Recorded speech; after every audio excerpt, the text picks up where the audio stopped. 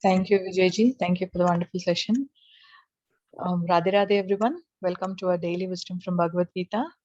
Nitinji, over to you. Radhe Radhe. Good morning, good evening, everyone. Thank you, Vijayji, for the wonderful session, like always. Good morning, good evening to all of you. Welcome to today's edition of Daily Wisdom from Bhagavad Gita. Today, we're going to go over a very interesting topic. We'll pick up the same shloka that we did yesterday. We left at a very interesting conjecture where we were discussing selflessness. It is a bit counterintuitive. If we don't desire and don't seek bliss for ourselves, how do we get bliss? And that is a concept we will touch upon through a beautiful and very insightful JHULAN LEELA, Radha Krishna's JHULAN LEELA. So let's get started today's session with our opening prayers. Before we get into the topic of our discussion today, let me share my screen and we'll have our opening prayers. Gurur Brahma, Gurur Vishnu, Guru Devo Maheshwaraha, Guru Sakshat Parabrahma, Tasmai Shri Guruve Namaha.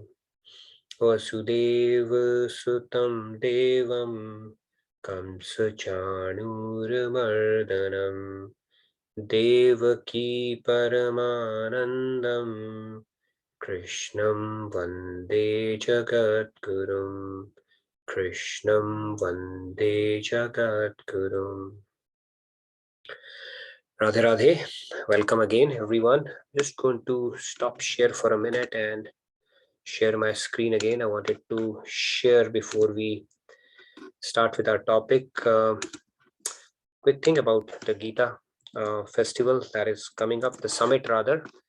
So if you see the screen, I'm going to just copy paste the link as well for your reference. Chat to everyone so that you can take a look at it.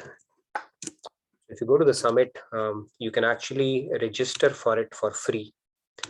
And this is going to be a pretty interesting event. If you look at it, you do have, the keynote speaker is always there, Swamiji. In addition to that, we have got a good ensemble of speakers. As you can see, Dr. Karan Singh, Padma Vibhushan, and then Shiv Khera, Swami Mitranand. Pretty exciting, interesting cast of speakers that we have. In addition, you have an opportunity to do seva if you want to sponsor Bhagavad Gita book. The recently released book Bhagavad Gita. It's the same Bhagavad Gita with some modifications and with a new publisher, of course. That book can be, sponsored to others. So it's a good way of doing seva as well. That opportunity is there as well. And then you can take a look at all the speakers which will be there. And like I said, it's a pretty impressive cast of speakers who will get the privilege to listen to throughout this summit, from 10th to 14th December. You can take a look at it. Now let me get started with today's session. Are you able to see my screen? Amritamani-ji? Yes, Nitinji, we can see. Sorry. All right. Yes, we can see. So let's get started. We'll continue with the same shloka because we left at an interesting conjecture, like I said yesterday, that if you don't desire and if you are not selfish, can we really attain joy, bliss, peace?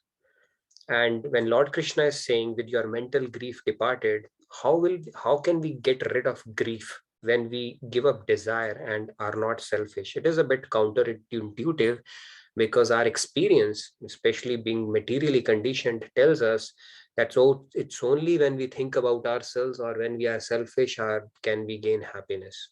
Okay, that's what intuitively we think, or how it goes. I mean, when we say we, I'm referring to myself, may not be you. But this is a bit of a counterintuitive concept, and that is where we will have a bit of a discussion. And this JHULAN LEELA is a beautiful illustration of this concept. So let's do our shloka, and then you're welcome to follow, and then we'll get into the topic of discussion today. Mai sarvani karmani sanyasyadhyatma chetasa Nirashi nirmamo bhutva yuddhasva vigatajvaraha. Right, do we have any volunteers? I don't see anyone. Okay. Here you go. Shyamji, For it. please go ahead, Shyamji. Go ahead, please, Shyamji. Radhe Radhe. Radhe Radhe, thank you. Sarvani karmani sannyasya-dhyatma-cetasa nirmamo bhutva yudhyasva vigata-jvaraha. Radhe Radhe. Nice, thank you so much, Shyamji. Radhe Radhe. Rupaji, please go ahead. Radhe Radhe. Radhe Radhe everyone. Radhe Rupaji. Mayi sarvani karmani sanyastadhyatma cetasa nirashi nirmamo bhutva yudhyasva vigatajvara. Very nice. Radhe Radhe. Radhe Radhe, thank you, Rupaji. Samji, Thank you. Yes, Samji, please go please ahead. go ahead, Samji. Radhe Radhe.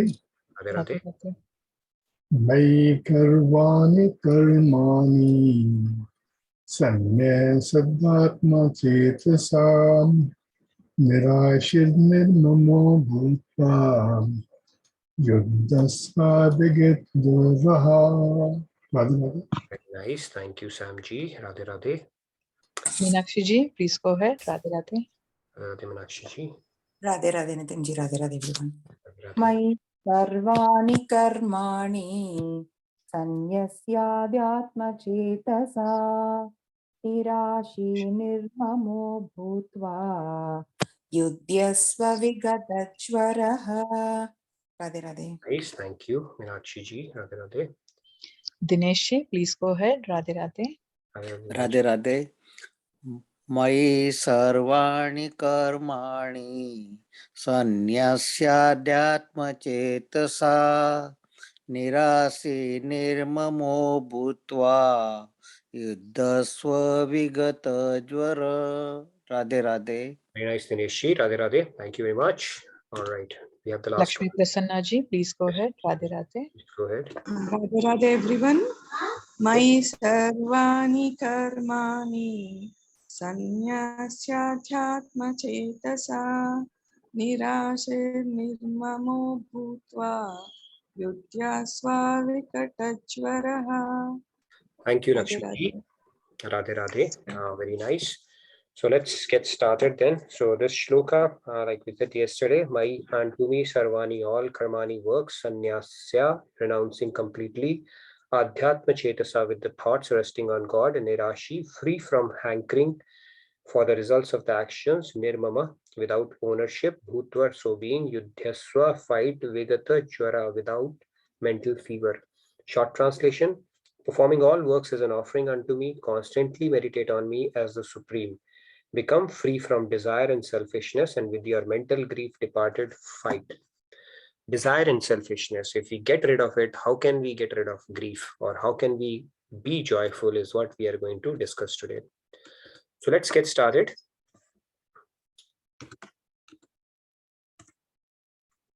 So here we have, give me a sec. Yeah, so let me go back again. So this is the shloka that we were picking up. And today we are going to look at Lord Krishna and Radha, their Leela, JHULAN Leela, which is really well known and well documented in Bhagavatam as well. So let's look at how it unfolds. It's a beautiful Leela. When I heard it for the first time from Swamiji, it was a very mind-blowing concept for me. And I thought today is an opportunity, because we are on a shloka where it's emphasizing on being selfless, and the fact that we can actually feel blissful is what we were discussing yesterday. So I think this is an apt time to bring this Leela to life. So here we have Lord Krishna and Radha, and they have taken their positions for the swing, and then what can we learn from it is what we are going to discuss today. And the concept here is, can we actually multiply or increase bliss? That too by being selfless is what we are going to look at today. So that is the topic of discussion today. So let's move forward. Now, Lord Krishna and Lord Radha, they've both taken a, there's a swing in the JHULAN LEELA. And what happens is when they go to the swing, Lord Krishna says that I need to take the turn first. I'll go first. He wants to sit on the swing first. As a lot of us would do as well. We want to maximize our enjoyment. And so he said, like a little baby, I'm going to go first on the swing.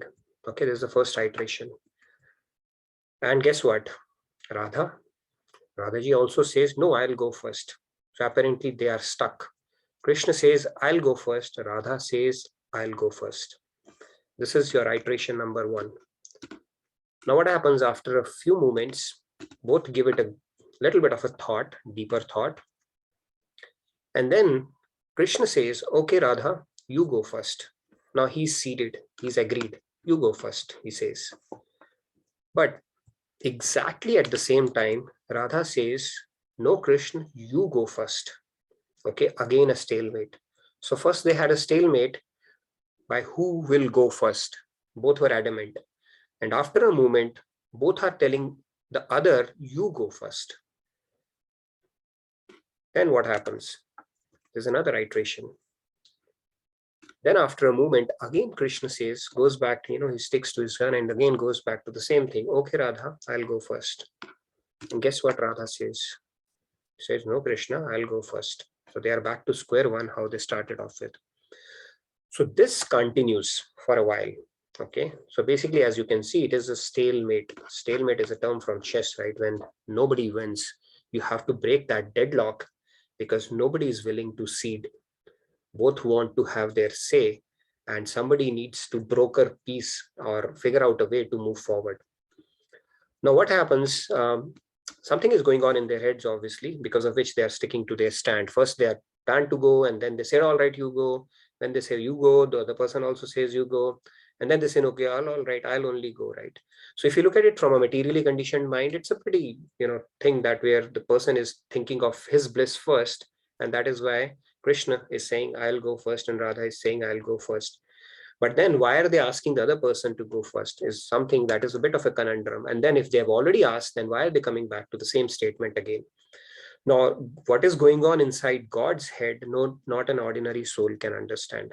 So Vishakha, who is one of the Ashtasakis of Radha, right, those Ashtasakis, she comes to the rescue. She said, let me explain what's going on inside your heads.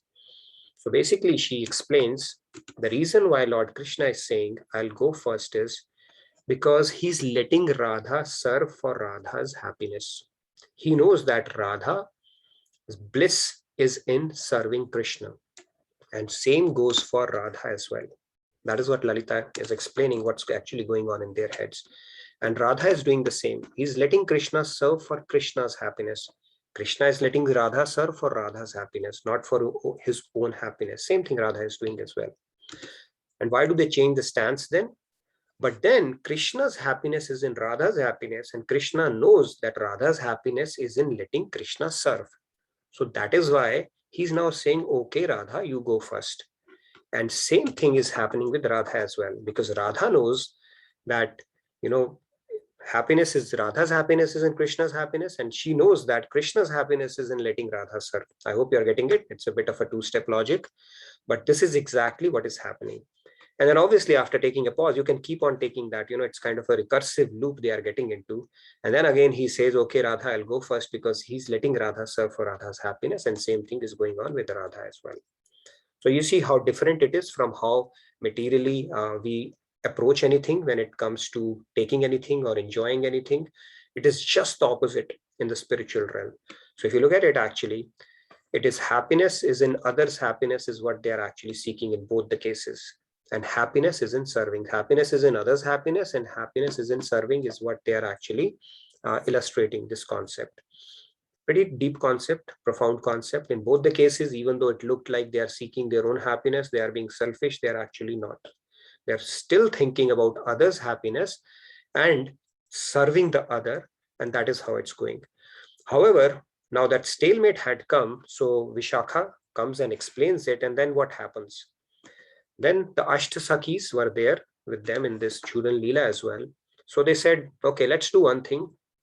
Why don't both of you sit on that JHULAN and we are going to give you a swing. So they both agree. So as you can see, they are both on the swing and they start swinging. They start taking turns to swing. Now what's going on here? Okay, from a bliss standpoint, from a joy standpoint, who is experiencing what and why is what we're going to look at. Now Krishna is happy that Radha is happy because now both of them are sitting, but Krishna is happy that she's happy. So that is why he's feeling happy. Radha is happy because Krishna is happy. So she's happy because Krishna is happy. All the gopis are happy that Radha, Krishna are happy. Okay, their bliss lies in their bliss, because Ashtasakis, in serving Radha, they derive a lot of pleasure, and in serving both Radha, Krishna, even greater pleasure. And then seeing the gopis happy, both of them are feeling even more happy. So with each swing, this bliss is increasing because no one is seeking bliss for themselves. It's in seeing the other person's bliss, their bliss is increasing. So Krishna bliss is increasing by seeing Radha feeling blissful. Radha's bliss is feeling, she's feeling more blissful by seeing Krishna being blissful. Gopis are feeling blissful because both of them are blissful, and both of them are feeling blissful because everybody around them is blissful. Okay?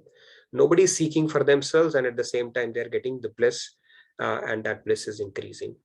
So this is the key concept. It's in giving that one gets, which I thought we could illustrate through this JHULAN LEELA.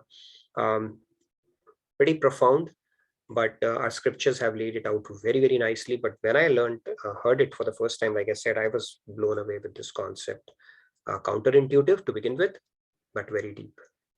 Anybody wants to say anything before we proceed further on that? So if you look at it in JHULAN LEELA, another aspect is the happiness. They are feeding from each other's happiness, and it is increasing. There's no limit to that at all. And at every moment, that bliss is increasing because you are feeding off others' bliss. And it's kind of a recursive loop again. You're feeding off each other's bliss and you're feeling blissful just seeing the other person more blissful. And that is the whole concept of giving away.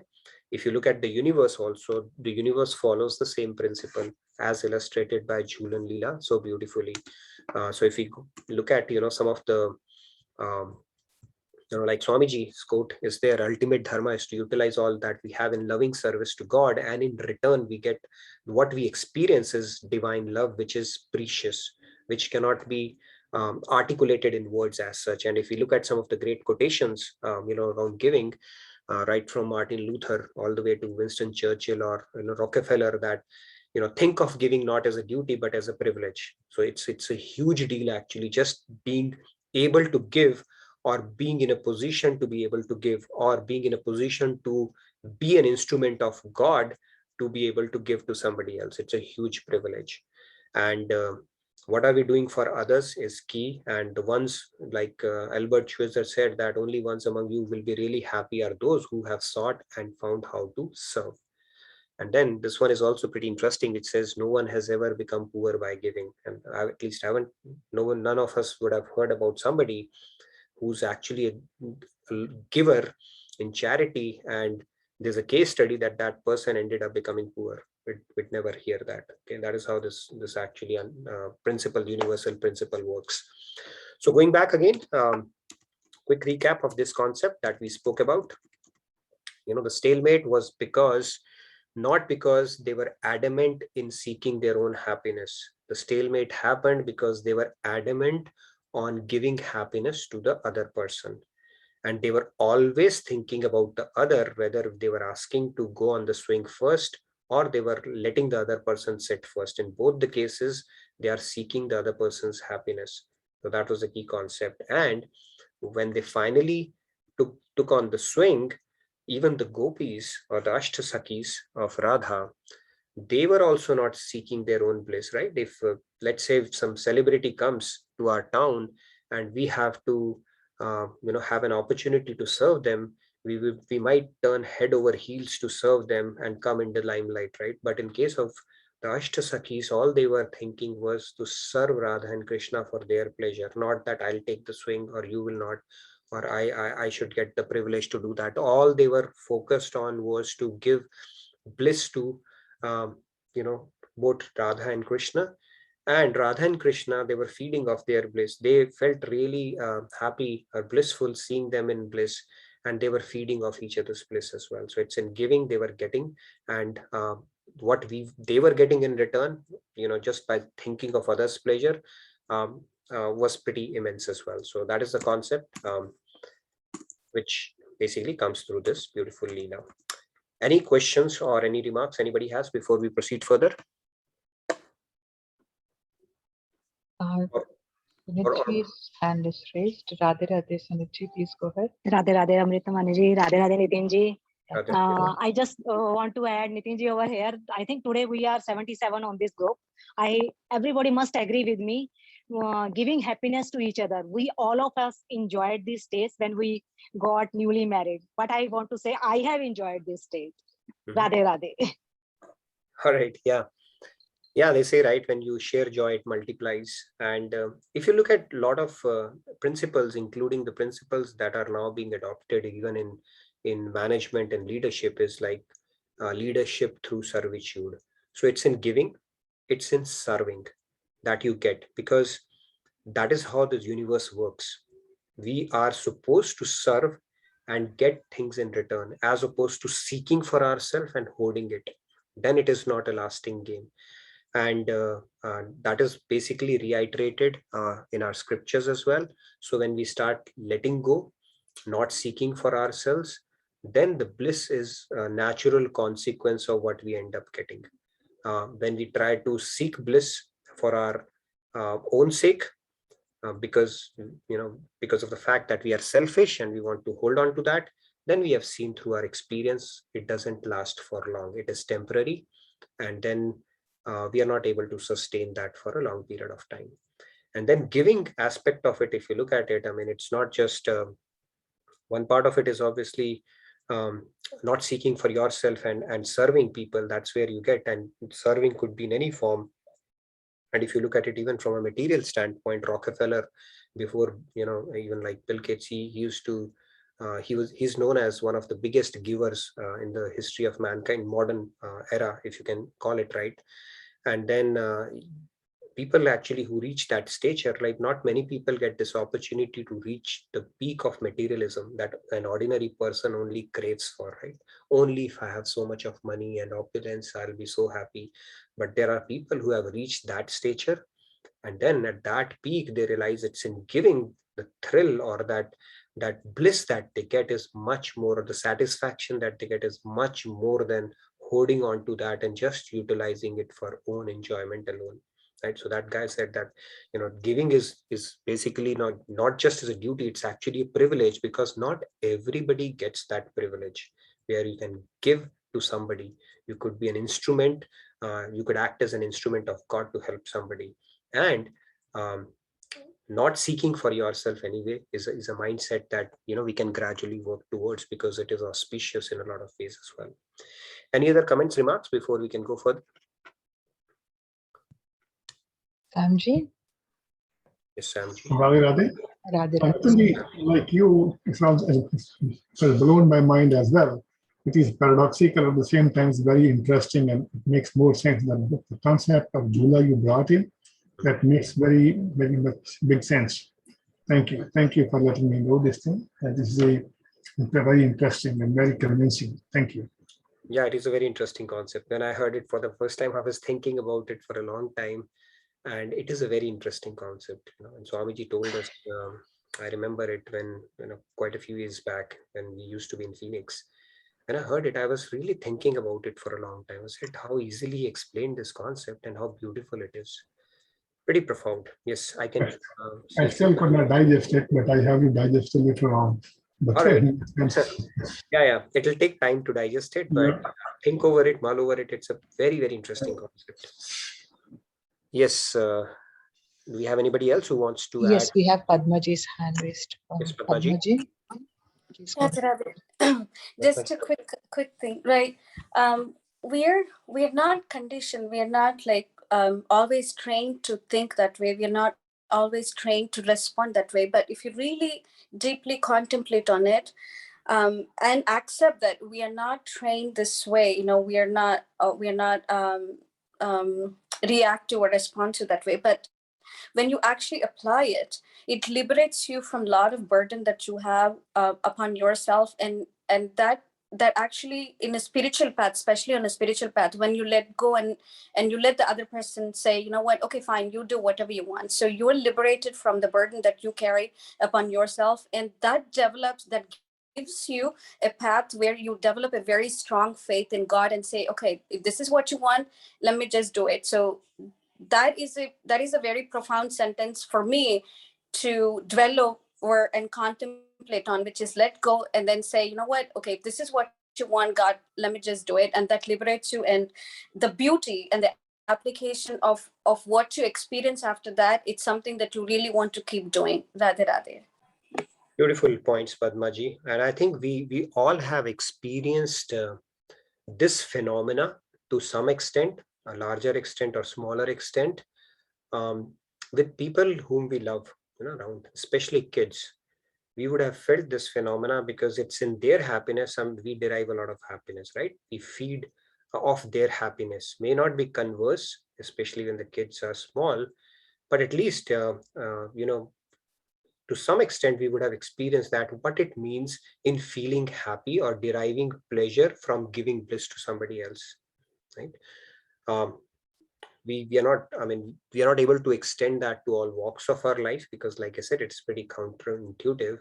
But then that's what God is telling us. When you start giving, when you work for you think of the bliss of others, actually your bliss will multiply. But when you think of your bliss first, then you're limiting it and it will not last for long. It's a pretty interesting phenomena. But yeah, that's an ideal state. And JHULAN LEELA, like I said, this illustrates this concept of selfless love so beautifully. Okay, this concept of selfless love, when you are getting bliss just because you're seeking bliss for somebody else, is pretty profound as well. Anybody else who wanted to add any pitch or commentary to what we have spoken or discussed about today? I know it's a deep concept, so if you have any questions or wanted to discuss, we can do that. Else we can proceed for. No more hands raised, Nitinji. We can go for that. No more hands. All right. So yeah, so this was the key concept for today. Time permitting, we can go to another concept today as well, around grief, but that basically takes us to a bit of a discussion for today.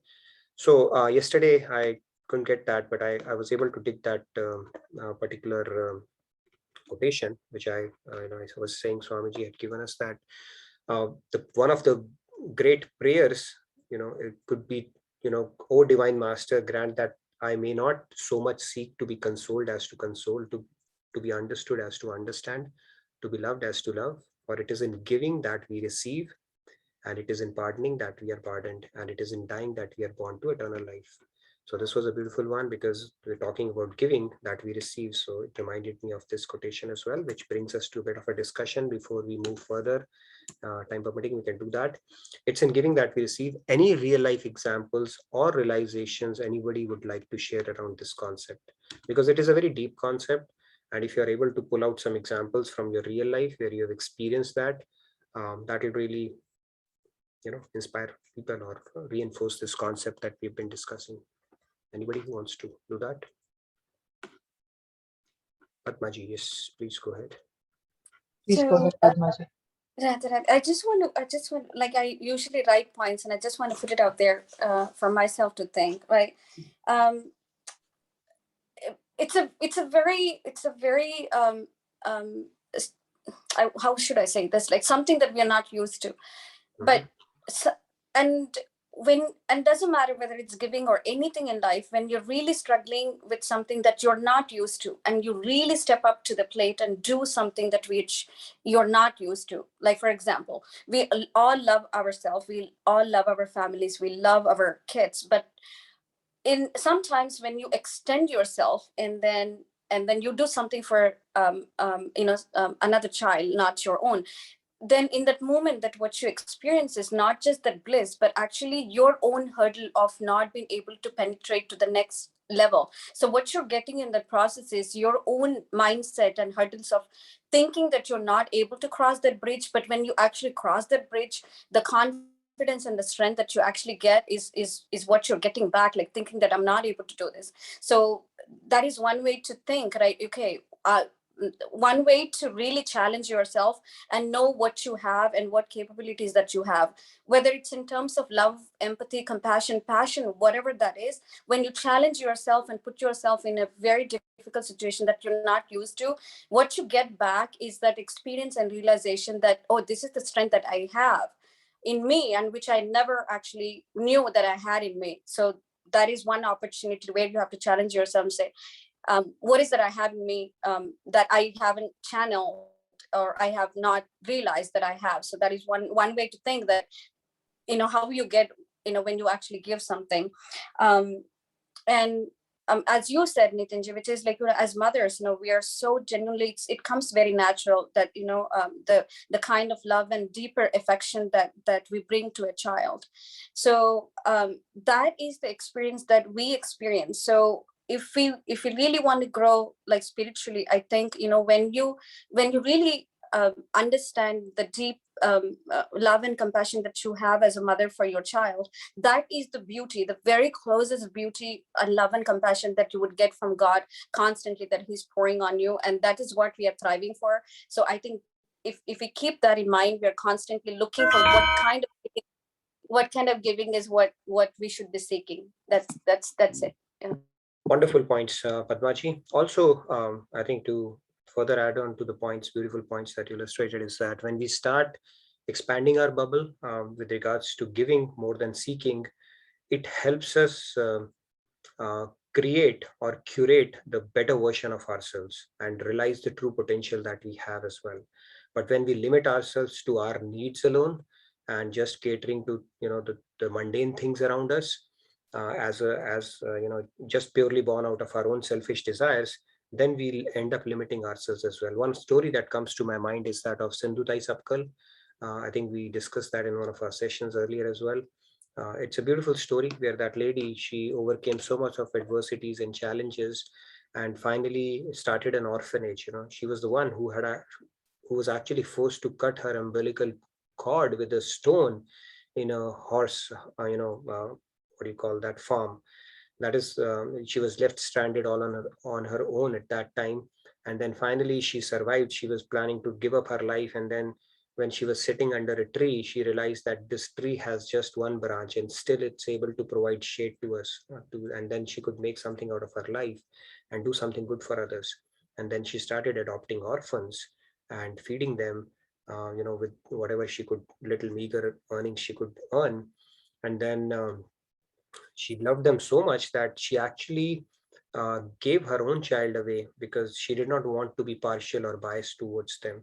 And then finally those kids, now they, over the years, they went on to, become really good people, some doctors, lawyers, and, all walks of life. And then at the age of, I think, later age, her husband actually came back to her, who had disowned her at that point. And she said, I adopted him as one of my kids as well. And she said that he's my oldest and the most naughtiest kid. So think of the ability that she had to give and not keep it to herself and overcome the adversities and the negativity she might have had because of all the reversals she got in her life, and the way she was able to expand her bubble and curate such a good version of herself. That itself was pretty amazing as well. So great.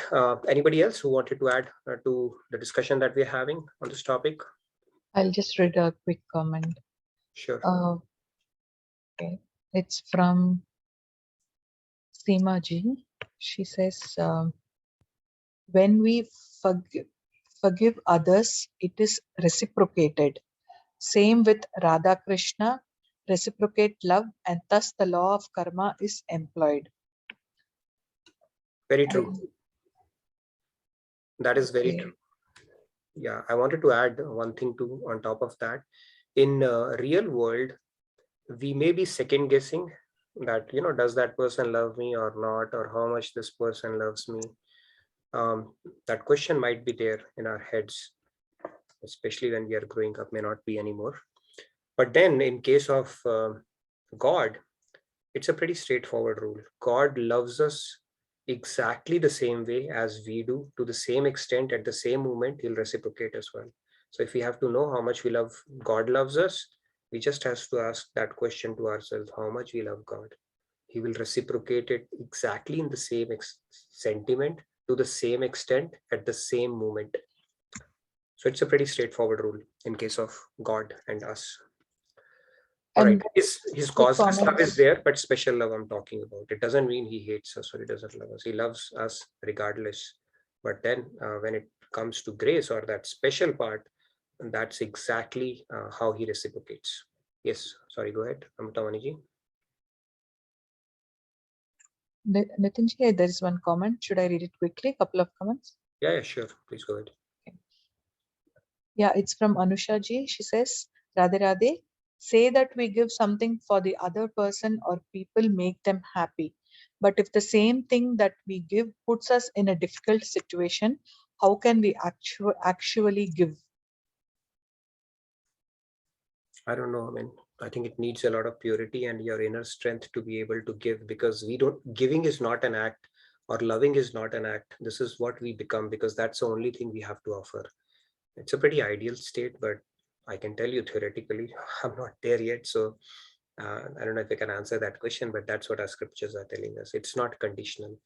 It's like selfless love is defined as love which is not broken, or which is not disrupted, even though you may have a reason for it to break. You may have a reason for that love to vanish or evaporate, but still it doesn't. That is what is called selfless love. Okay, and that is how we need to become actually when it comes to developing love for God. Tat sukh sukhitvam. You give me a reason that I should not love you, and I'll still continue to love you. That is a sentiment a devotee has, and that can happen only when we start practicing it in this world. How, I don't know. I mean, we just have to get better at it. But if we cannot do it in this world, then there's absolutely very less chance we'll be able to simulate. Unless we have simulated it in our head, we'll be able to do it when it comes to God, because we don't see God in real, right? The first thing that we see is people around us, and then the second thing is Guru. So God will come only when we have perfected the art, at least with the Guru, and then hopefully with the people around us as well, as best as possible. Okay, I see Shikaji's hand raised. Nitinji, we can. Yes, Shikaji, please go ahead. Radhe Radhe. Radhe Radhe ji. Very Radhe. long time. Long time, yeah. Good to hear you. All right. So, in terms of giving, I think I have been listening to a few things. It's been few months, I guess, but I think giving is something which we all need to consider, because somewhere we feel that if we got this much, then we have to give this much only. In terms of, I can quote an example, like for example, if we go in the weddings or in the birthday parties, so we always like, if we got this gift of this much price, we always feel that, we're gonna give this much only. So I have heard this thing that, where somebody was saying, one of the master was saying that, if for example, if you're going to give somebody something, and if you imagine that, that gift is gonna come back to you, so what kind of gift you're going to give there? You wouldn't give something like, which you don't like, or something which is not appropriate. You will give something which is the best, because we always tend to choose something which is best for us, which is more suitable for us. So that's why it's very, very important to inculcate this habit of like, giving in the entire day, not just being thinking about ourselves, that, our kids, or, our thing, our work and things like that, but taking out time just to, give, like, help somebody, or just to do something which is not for us, but which is for somebody else. For example, yesterday, I'll give an example that I went to the temple and I've seen that it was very dirty. Because of some reason, it was very dirty. So I went there and I cleaned it. Like, it took me like 2 hours, and it's cold here and the cold water and everything, but I did it. And after that, the energy and that kind of satisfaction which I felt, I cannot describe that.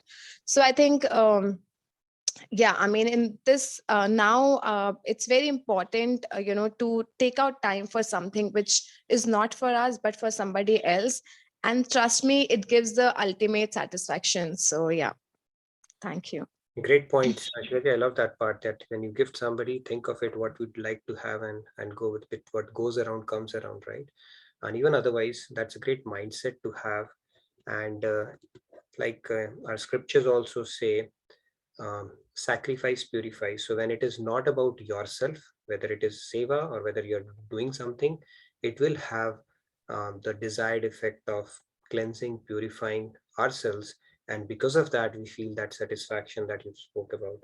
It's very true. When you do some kind of a seva, when you do something which has nothing to do with yourself, but you do it as a selfless act, it will give you a sense that will tell you, yes, something special happened, and that feeling itself has to be experienced for sure.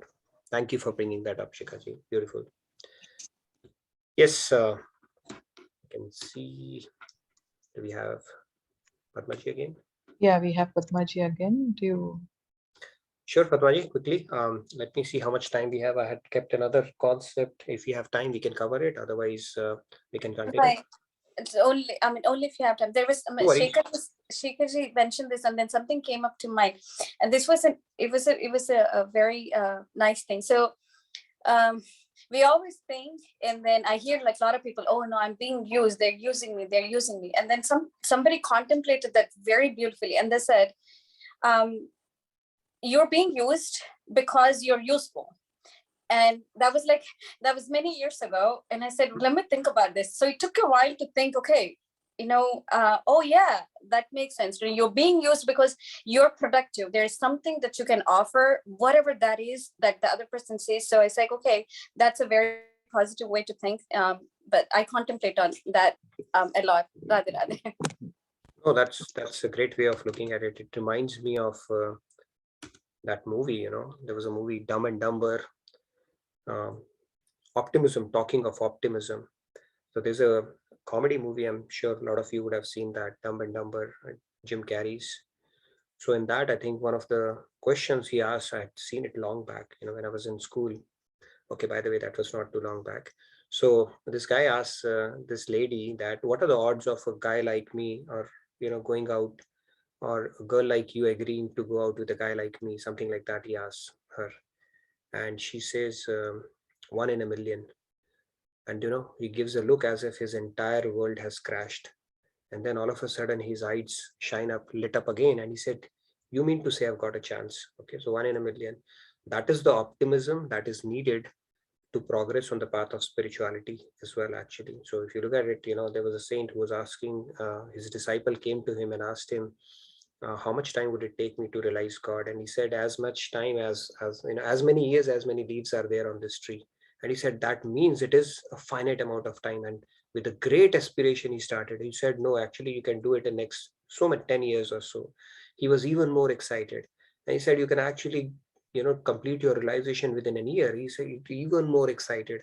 And then he actually gave him that experience. I think he was able to complete it much sooner. So that enthusiasm, that optimism that you spoke about, I think that's essentially what is needed to progress on this path. Otherwise, if we are not optimistic, then it can become a laborious journey. And like Swamiji says, make the journey so beautiful that you don't even care about, how far the destination is. And so that is the mantra to actually keep progressing. I don't want to pick up another topic. Let's continue on the discussion on this one. Maybe I'll throw up another question because it would require a little more time. I don't want to rush through that topic. It's an interesting topic again. So any other points on that, being selfless, any other experience somebody can call out when they have done something which has nothing to do with yourself and what you have experienced out of it.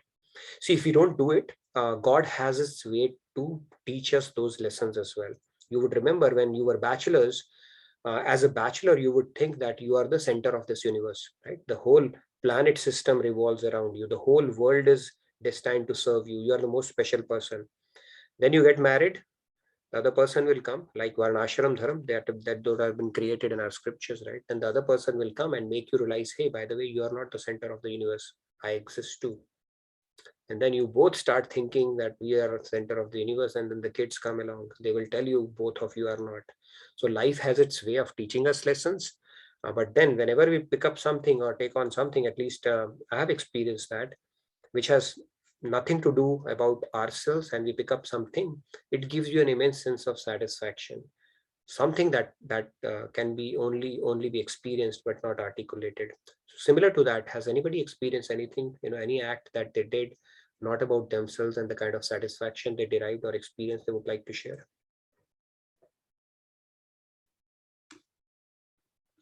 Because Lord Krishna is telling in this shloka, when you do something which has nothing to do with your selfish, it will take away grief, and it'll bring in a sense of peace as well. They're saying, right, let go. So if you think about it, let go, D is silent, let go and let God. Nobody's talking today. Looks like I'm the only talker today. Shamji, you have a few things in your mind. You can talk to us. You can tell us that. And Samji, you also have, I guess. Otherwise, I'll pick up another topic. Okay, I'll just read a quick comment here. It's from Heetalji. She said, I enjoyed volunteering at North Texas Food Bank and Meals on Wheels. I internally felt blessed while delivering food to less fortunate people. Also, I love to mentor people at work. Very nice. Yeah. Yep. Lakshmi ji? Beautiful. Yeah, Radhe Radhe. Radhe Radhe. There was an incident last month when I was traveling in bus. A kid was sitting beside me. She's in a 9th standard. So she's been traveling from Hyderabad to Warangal. From there, she has to go till ahead of 300 kilometers. Then I just introduced myself. I was asking with her, where are you from and why is your mother and all. So I'm traveling alone. So I was shocked, like at the kid 9 years old, she's traveling alone, and it's a long way, almost 500 kilometers. Then I asked, who is coming to pick up you there? She says, no one is coming. I have to drop down at Warangal, and from there I have to catch another bus. Meanwhile, she said, can I talk to my mom with your cell phone? Then I gave my cell phone. Then she talked, and then her mother talked to me later. So she was very much panic, worried that my daughter is alone. No one is with her. I'm worried. Can you help me, please? Who are you? I don't know, but still I'm asking help. Then it's fine. That's okay. I'll accompany her. I'll drop you wherever you want. Then I had a meeting actually at 10 o'clock. Then I was confused whether to help her or leave alone, or is my duty there is important or this is important. I wasn't confused. Then for a while I thought, then I said, okay, it's God's wish. Today I have to help her, then I'll do that. And then I accompanied her, I dropped her, I came back, and her brother came and picked her. Then I was still doubt whether this guy is really a brother or not. Then I called back to her mother, then talked to him and confirmed that this is guy's her brother, and I handed over and went my duty. So it was almost 10:45 there. So that was the thing. The meeting was cancelled actually that day because of some this thing. So then I thank God that, okay, I have done right thing. That's why it has become right to everything to me on that day. So this is my experience just 15 days back. Beautiful. I know these kind of things do happen. It reminds me of an incident, when I used to, I was in a consulting gig earlier with KPMG. So I used to travel a lot, pretty much every week. And on one of the travels, my flight was about maybe 15-20 minutes away. And then I was nearing my boarding place. And just then a couple came to me, an old couple came to me. I don't know why they found me and not somebody else. They just came to me and asked me that they need to go to Guadalajara. I think that place is in Mexico. Guadalajara, I think that's what it's called. And so I asked them which terminal, show me your ticket. And they showed me the ticket, and it was a terminal B, and they were in terminal C, and their flight was in next, I think 15-20 minutes. And I didn't know what to do. I mean, on one hand, I had my boarding starting in 10-15 minutes, and then on the other hand this, I said, okay, let's give it a shot, maybe I'll find a cart on the way or something like that. So I started asking them, come follow me. They started following me, we started rushing, no cart came in, and then when we took a turn, their thing was towards the end of B terminal. So somehow, we were sweating and we went there, and they just made it in nick of time, to their boarding. And that lady, and they were so thankful, they could not speak English properly, and then I had to run all the way back. Okay, nearly impossible to make it in time. So anyway, I rushed back. I said, all right, if I miss my flight, so big deal, can always catch the next flight. At best I'll miss out a few meetings and stuff like that. But when I came back, the flight was delayed and they were closing the boarding, and I barely made it just before they were about to close that door. I was sweating, but then it made me realized it was not me. Okay, that's God's way of inspiring you at times to help out somebody who really needs it. There was absolutely no way that couple would have made it, but why did they come to me? I don't know. What inspired me to take them all the way to the other side of the airport? I don't know. Flight got cancelled and I made it, so everything worked out well. But that is how, sometimes you have experiences where you understand it was not you, something else inspired you, and somehow made it happen. Those kind of experiences do happen. So thank you for sharing that. Reminded me of my own incident. I saw one more hand raised. You wanted to share your experience as well? And in the meantime, please fill out the attendance tracker. I know we've had a bit of an extended conversation today because we had a small thing to share today. Please fill out your attendance tracker. Let us know how was the, basically the learning from today's session went, and even otherwise, before we do the announcements for the day. Yes, I can see a couple of other hands. Rupaji, you can please go ahead. Radhe, Radhe. Yeah, Radhe Radhe. Radhe, Radhe. Actually, I don't know whether it is a selfless service or what I should say, but it is one of my experience. Recently, one of my friends had a liver transplantation, and he was in the hospital for almost 3.5 months only in the ICU. They said that he won't be surviving, and his wife was there to give him the liver. For transplantation. Finally, after 2 months, the surgery went successful and all, but almost right now that person is he's expired. He's no more. But the thing is, in that tough time, he needed blood daily. So I was keeping on my status. I don't know. I never asked anyone, but there was an emergency. I never keep such messages on my status. But luckily, whoever saw my message, they just confirmed, and I said he's my childhood friend. And within no time, within 2 days, I got 20 units of blood from my other sources, friends, and whatever it is. And at that moment, I felt that I could not do anything to him. At least I had a word to many people who donated blood for him with no expectations, because these days people are donating blood, plasma, or whatever the thing is, platelets and all. But I felt so happy that people are responding to other person, like they don't know me and they don't know that person, but still they came and gave the blood, and that family thanked me like anything. And later, after the surgery also, he needed blood, but it was not emergency, it was for the replacement. But I tried a lot. I could not get that blood at that moment, because already I got 20 bloods and I was keeping that message since 2 months. And okay, there was no emergency. I was happy. And also my friend's bill, the hospital bills, you can imagine, the liver transplantation and ICU for 3 months, it crossed beyond 1 crore. And they were not that sounded, but still they have put it in Mila Foundation and everything, but nothing got gathered. But all the friends, we are childhood friends since almost 35 years.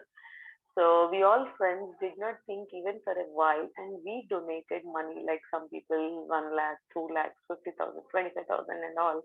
And we all know that it is tough for them to repay, but still we did not think much. We only thought that his life is more important for us, and we all donated it, even not thinking for a moment, like what responsibilities we had and what we have.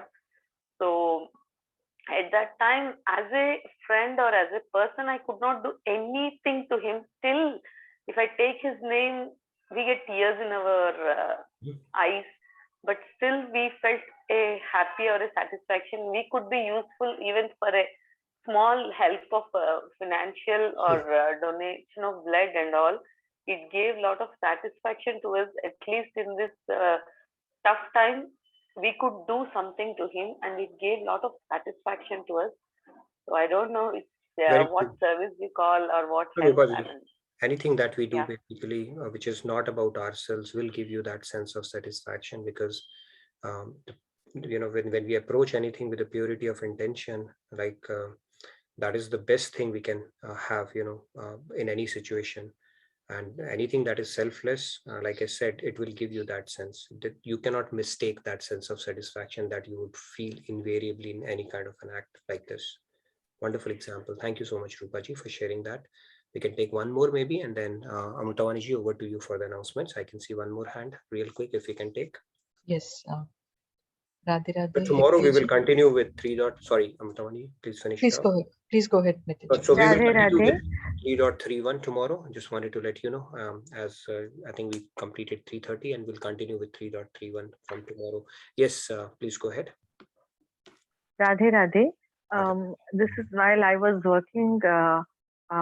I was working, and I used to drive myself with my daughter, and I used to drop her to school. Then I used to go to the office. Then on the way, I used to see some government school teachers walking, and there was no bus service that side. So I used to pick up one of them, and I used to drop them on the other side, nearby, nearest point. Then later one day, it so happened that I was not keeping well, and I could not cook. And all of a sudden, when I dropped that teacher near the school, she gave me a box of. She gave me a box saying that with gratitude, which I had never expected on that day, and I was so thankful that I had not cooked for my daughter, and at least I have something to give. So the second point I want to tell is, if we are expecting and doing some service, I don't think we get that satisfaction which we do without expectation when we do. So that measurement we should not do. Very true. Again, goes back to 2.47, right? No matter what we do, we should not have that expectation. Leave it to God. Just do your best. And in those occasions, only God will make you feel that special experience of bliss that you get, or satisfaction or joy, or that peace that you would feel. Wonderful. I'm sure a lot of you would have experienced that in some form or manner in your lives. But yeah, that's the sure short way to test that, that satisfaction that comes. And seva is the sure short way of experiencing that repeatedly, because it is something which is nothing to do about yourself. There is an inherent bliss there as well that you can start seeking after a while, but it gives you an immense sense of satisfaction, and once you do that, you can experience it for yourself. Great discussion. I thoroughly enjoyed it. It was a little different session today. Normally we go really deep into Bhagavad Gita shlokas, but today we picked up a topic and it gave us an opportunity to have a good conversation. I thoroughly enjoyed it. Hope that's the case with you as well. And please fill out the attendance tracker. Over to you, Amitawaniji, for the announcements, and we continue with our shlokas from tomorrow. Sure, Nitinji. Thank you so much. A quick comment, Nitinji. If somebody stops ourselves to do bhakti, then should we think that it is God's will? Actually, I am getting confused in this concept of giving a little bit. Stopping bhakti is God's will. I don't know. I mean, if we have to do things which take us closer to God, I think we have to smartly figure out a way to continue doing that, because God will never want us to do something which will not help us realize our true potential or become our best self. And bhakti is a sure short way of doing that. So why would God want us not to do something that would take us closer to Him, which is what God wants? And secondly, something which would enable us to become the best version of ourselves. Why would God put an impediment to that? Maybe that's God's way of testing us, how much resolve we have to progress on this path, but it might be an opportunity to figure out a way to navigate around it and continue on that path. But giving up bhakti, giving up something that takes us closer to God, is certainly not on. Our scriptures do not tell us that, so they say you find out a way. Maybe that's a way of, God's testing your resolve, but do not simply give it up. Just figure out a way around it somehow. And it's an internal thing, externally you could be still putting up an act.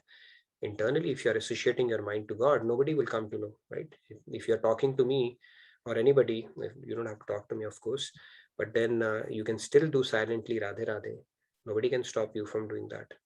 And you can still think of God. Nobody can stop you from doing that. Nobody would even come to know about that. So bhakti is something, no matter what, we should never let go of it. Okay, it's a top prize of God. All right. Anything else? Good answer, Nitinji, Seemaji says. Okay. Yeah. That's an internal thing. So we can always keep our thoughts private. Nobody can come to know about it. Okay, for the announcements tomorrow, morning gems with Swamiji at 7:30 a.m. CST, Bhagavad Gita study, 11 a.m. CST, Patanjali Yoga Sutra, 8 p.m. CST, Daily Wisdom from Bhagavad Gita, 9 p.m. CST. The attendance tracker has been posted, so please take a moment to fill that. And I will be posting even the link for the Bhagavad Gita summit that is coming up. So please do fill that. It is from December 10th to 14th. So please do not miss it. And the gift Gita thing, sponsoring thing is also there. So please see that if you can do it, if you are willing to do it. So. And there are seva opportunities as well. What I'll do is I'll post the link for you. We really need help on a lot of stuff, video editing, writing blogs and stuff like that. If you have those skills, if you have time, if you are inspired, please do reach out to us.